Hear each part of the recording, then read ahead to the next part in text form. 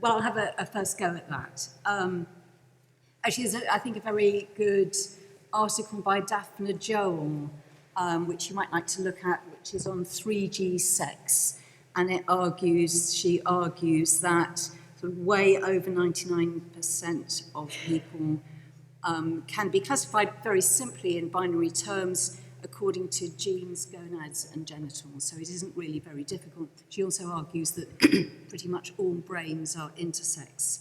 But the other thing I wanted to say is that the Tavistock Gender Identity Development Service in 2018 made it clear that they used to check the karyotype of the children and adolescents who came to them with gender issues, but they stopped doing that because they were all normal. They only check them if there's some reason to think that they need to. So I don't think that this issue is really a relevant one when talking about gender identity.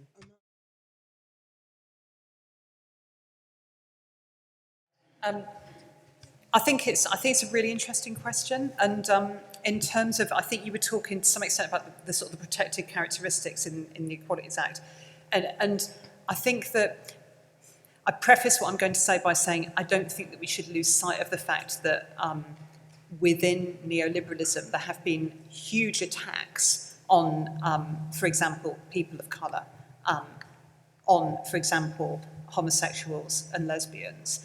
But in terms of your question about why is it that the category is being questioned, I actually think that, to me, looking at the evidence, I've been very struck at the way that both sex and class have been really questioned within academia and then within political ideologies over the last 3-4 decades. And I think it goes back to some extent to what Raquel was talking about in terms of the influence of certain strands of postmodernism. That within the academy, but we shouldn't forget that, the academy is not separate from the rest of society, not least because, in these hallowed halls, we educate the likes of Boris Johnson, So we do educate a lot of politicians, a lot of civil servants and so on. And one of the things that I think really happened after the Berlin Wall came down was that there was a kind of embrace of a certain strand of postmodernism, which really is about the idea that power is diffuse, that structural oppression does not exist, that capitalism is here to stay, that we're at the end of history, and that the only agency that we can operate is individual rather than collective, and it's about changing ourselves, not changing society. And that seems to me to be to go hand in hand then with attacks on feminism and socialism. And it's interesting to me that the basis of second wave feminism, which was sex, not biological determinism or essentialism, but saying that women's oppression stems from their sex and how that means they've been treated historically, and also class, were hugely attacked. And for me, as a young scholar coming through writing about working class women, I found that I was expected to write eons justifying those terms in exactly the way that you suggest. Whereas students who wanted to write about discourse never had to define it. And yet, discourse is one of those woolly words that nobody really understands. So to me, it's very political.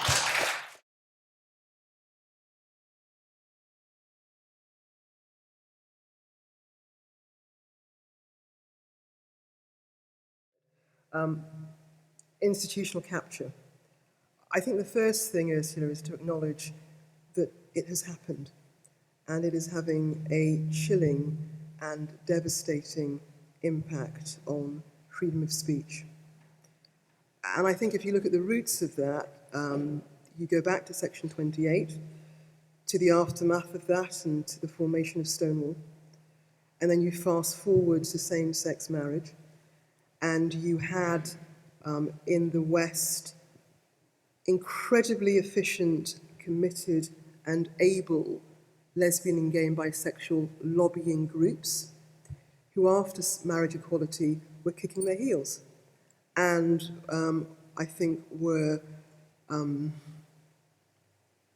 attracted by a next big project that would generate interest. It's generated multiple millions in lobbying, and they pursued an agenda, I have no doubt, for honourable reasons.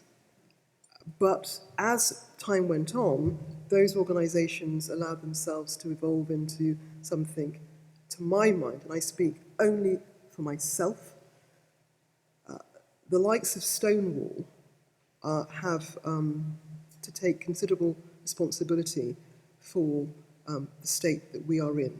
They have gone to institutions, to government bodies, and on the trans issue they have demanded that their take on this issue at its most extreme end, in my opinion, is the law of the land. They have wielded their political power and the desire for organisations that have historically been homophobic and transphobic to be able to market themselves now as not being that. They have given a big carrot to those that toe the line, and they've made it clear they have an even bigger stick for those that don't.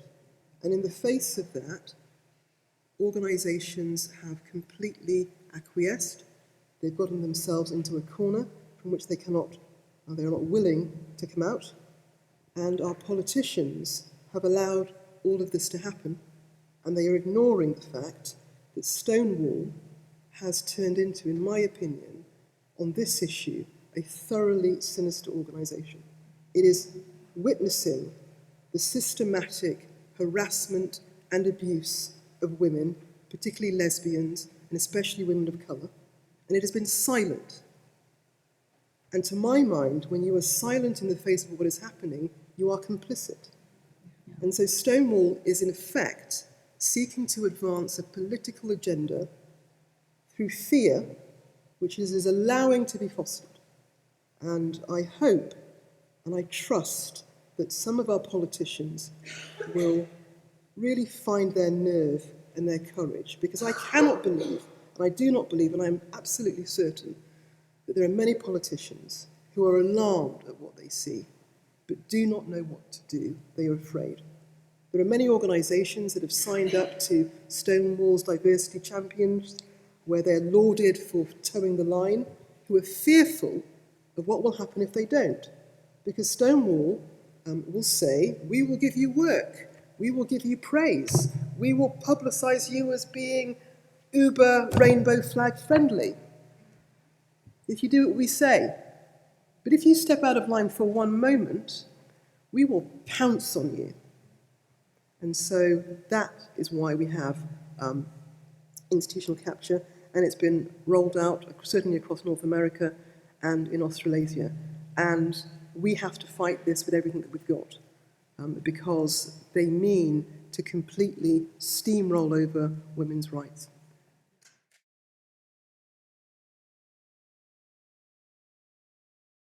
Thank you. It's such a great question. So in terms of, you're absolutely right. There are lots of biologists now who are involved in organisations like A Woman's Place and also Fair Play for Women, and the kind of scientific data and knowledge that they're able to bring to that is absolutely terrific. Sad to say, a lot of the time, they're having to do that in their own time, not necessarily because their departments don't support them, although sometimes that's a factor, but because much of the research funding that we're reliant on to get research time, and this is even true in the sciences where a lot of scientists are casually employed, is from Research Councils UK. And it seems as if Research Councils UK are not particularly friendly towards gender-critical feminism. And that's a real issue, because a lot of what we meet when we're told, well, these gender-critical feminists, what they're complaining about, they've got jobs in universities, but there are very influential pockets, and RC UK is one of them, where it's very difficult to get traction on things like gender-critical research. So that's a real issue. Another issue is that the sciences, I think I'm right in saying, even more than the humanities, have got a lot of casually employed people, and a lot of women are at very junior levels. So many of the women who are involved are in very precarious positions. That doesn't mean that they're not speaking out. Many of them are, and many of them are doing great work, but they don't have all the time in the world to devote to it. And that's certainly been the case with the women who I know in science at Oxford who are like that. The other thing about that is that what it means in some science departments is there's an incredibly patriarchal structure. And naming no names, there are many universities where they have men who are in not even particularly senior positions, but who do bully women who speak out about gender critical issues. So in some ways it's a problem, but yeah, the links are being made.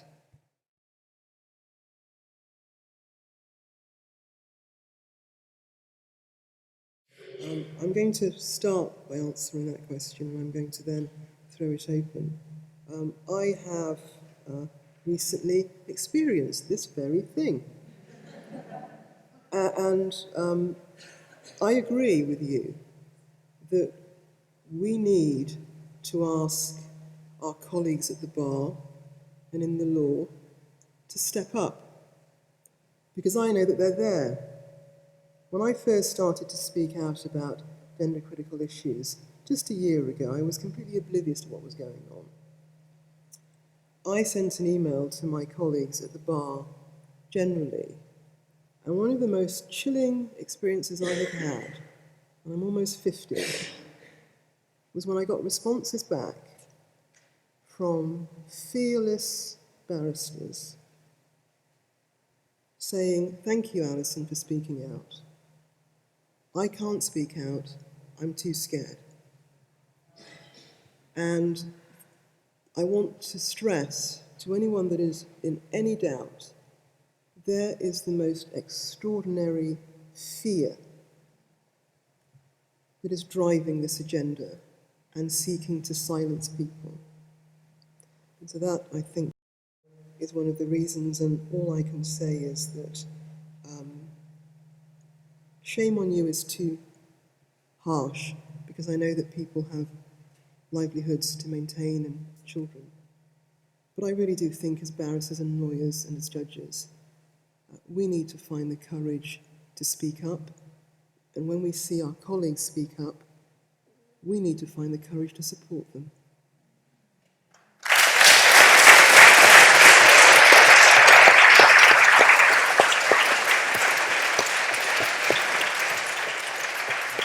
And Rosario is going to speak to that question as well. Raquel, I'm so sorry. Okay. I think that another important issue is that trans activists like to make examples out of the women that they bully. Like I mean, we know what's been happening to Allison in these past couple of weeks just because she's right here sharing a meeting on women's rights. And as a PhD student, like, my experience has not been, it's been difficult. And I think that a real concerning issue about this political project is that it's trying to impose public policy which affects everyone without being accountable to anyone, but at the same time by terrorizing everyone into not speaking any opposing position. So you look and you think, oh, well, everyone agrees. Yes, because you're scaring the living daylights out of everyone. And I think that when you look at the pressure that Women's Place UK and any other woman who sort of sticks her head out, it's not just about abusing that one woman, it's about creating a climate in which all the other women look what's going to happen to me if I dare to say that sex matters. And I think,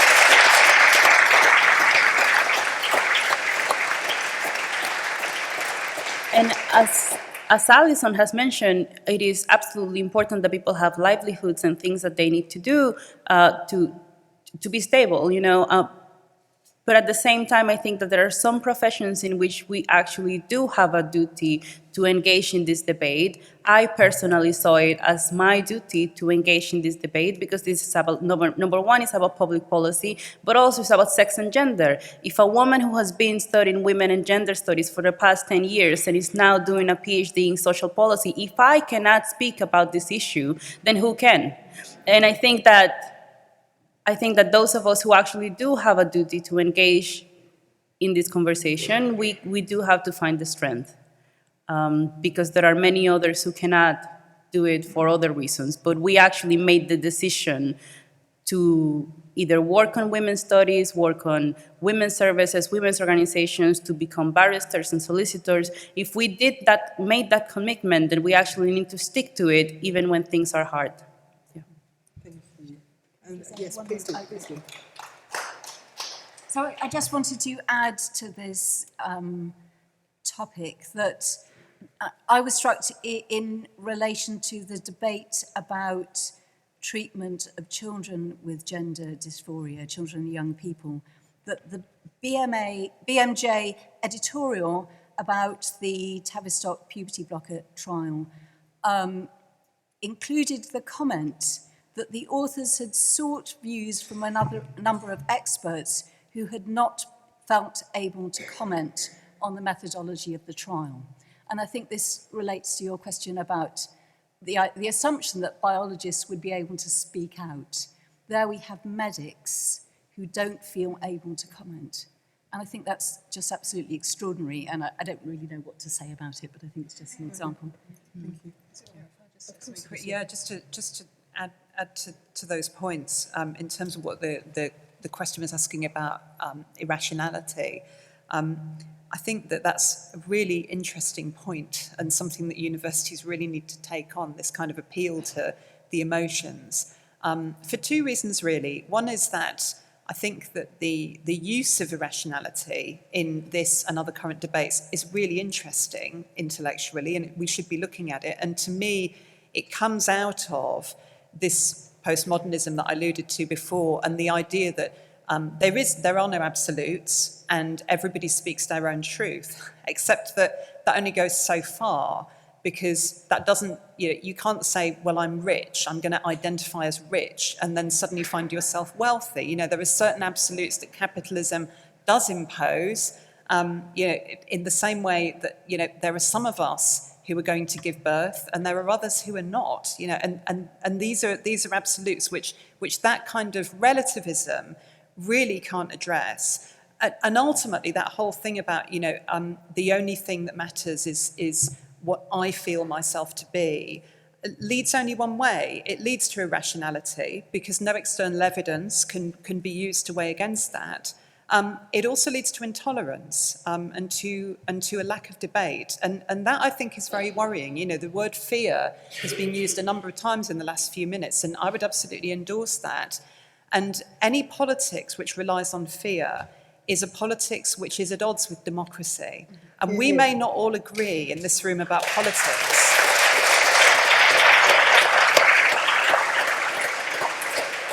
But,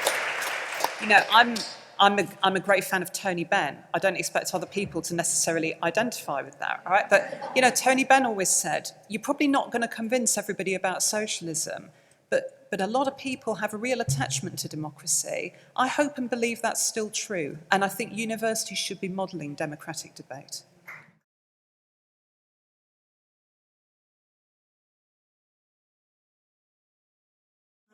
Make your own society. That's what I did at the University of Bristol. I mean, it is a struggle. Like, okay, just a very brief overview. So I shared a meeting for Women's Place UK on February 8th, 2018, and then a lot of things happened to me. But one of the things that happened at that university is that the Feminist Society proposed a ban on TERFs. They decided that they wanted to ban all TERFs from ever speaking at the University of Bristol. That motion essentially, it passed. The students voted favorably of it. It then got struck down because that's actually illegal. But as a but I just wanted to say that as a result of that, a group of young women started to meet. Like, they were at the assembly, they thought that this was horrific, they were being shouted at by their fellow students. They went home and they started having these meetings on Sunday in which they would just have like biscuits and tea. And that would be like their little society. Then we officialized that society, and now that's a society that meets every Sunday to do consciousness raising among women. And we have the only feminist student society in the country that is female only.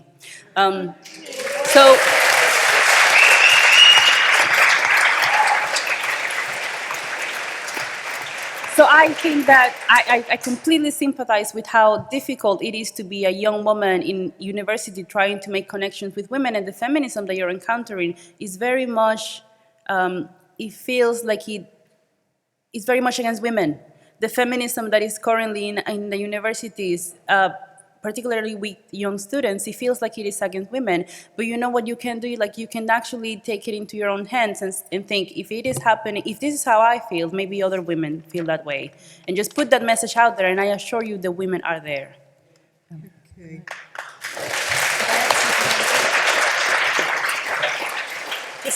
Selina's going to add something very briefly, and I can see people at the front very eagerly with their hands up. I'm going to come to you next, okay?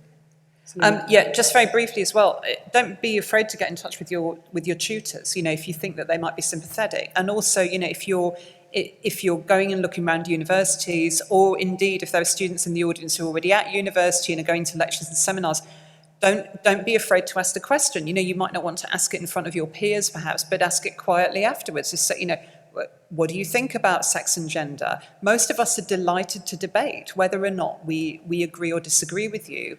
But that's also important because part of what's going on, as I think we've heard tonight, is that there's a kind of silent majority who are really sceptical of some of the claims which are being made about the eradication of females. And very often they're swayed by the idea that student demand means that they should go along with this. Now, when you come out as gender critical, a lot of students get in touch with you to say that they're of the same view. But you don't necessarily know that. So being able to go to university open days or being able to ask your lecturers, what do you think about this? That will help all of us. So thank you for wanting to express solidarity. I'm really glad. Thank you.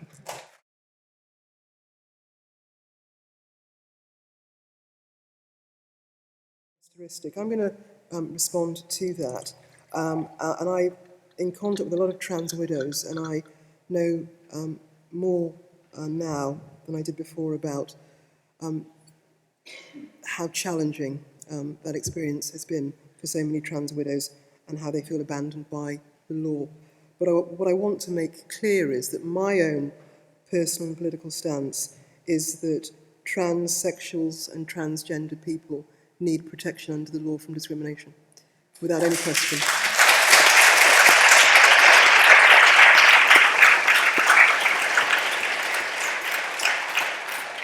And for me, the issue is safeguarding and there being criteria so that not anyone can simply declare themselves to be of a different sex and acquire the rights of that sex.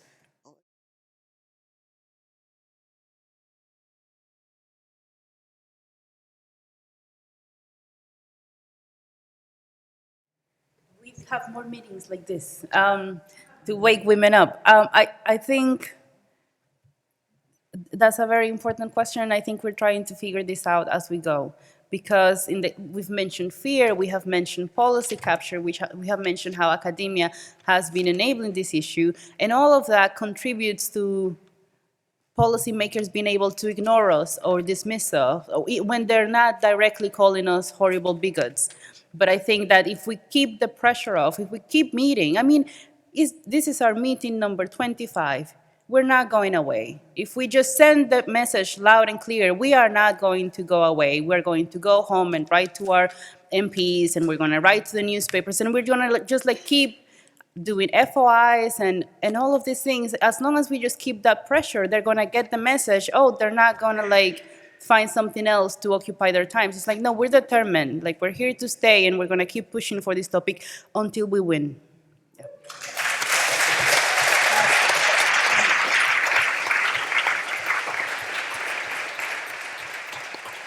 Yeah, just to add as well, there have already been successes. If you think about, some of you may have been involved in the campaign that A Woman's Place highlighted the fact that many local councils were using gender rather than sex, and that wasn't legal, and many of us identified those councils and wrote to them with some great results, very, very quickly.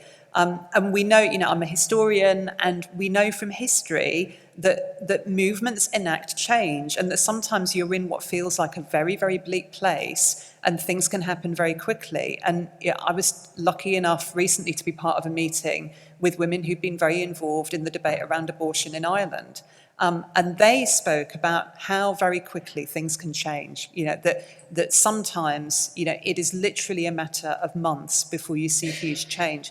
what makes that happen is movements.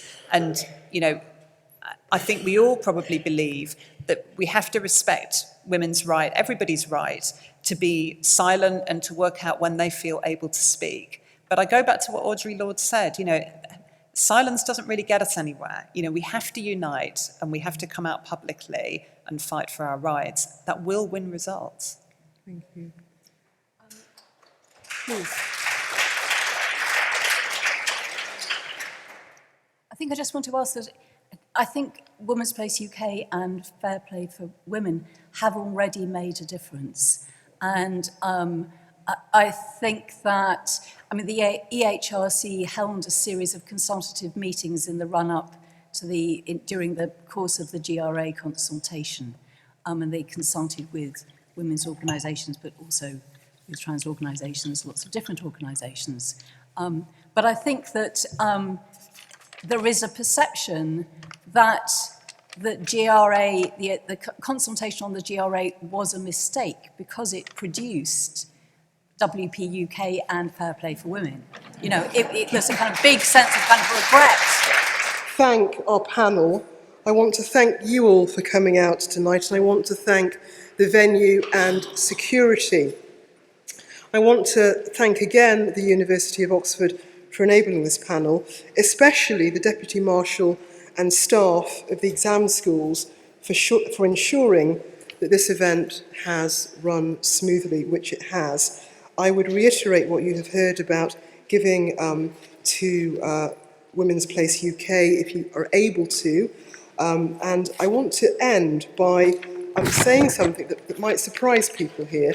I started off by thanking the University of Oxford and commending their bravery in holding this event. I want to conclude by thanking and expressing gratitude to Trans Action Oxford. Because, no, I really don't want you to laugh. I don't agree with their ideology at all. But we need to acknowledge tonight that they have respected the fact that we have a right to meet without having to run the gauntlet of threats and abuse and banging and kicking on doors. They're protesting elsewhere and they have allowed us to have this meeting and they haven't sought to interfere with that. And I hope that Trans Action Oxford's actions tonight in showing that you can disagree without trying to silence protest will stand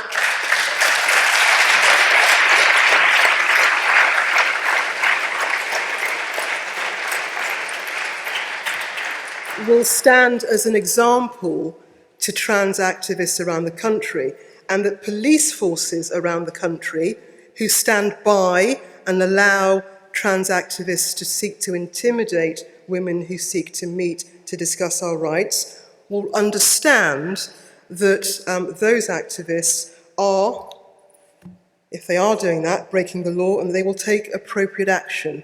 Thank you very much, and have a lovely evening.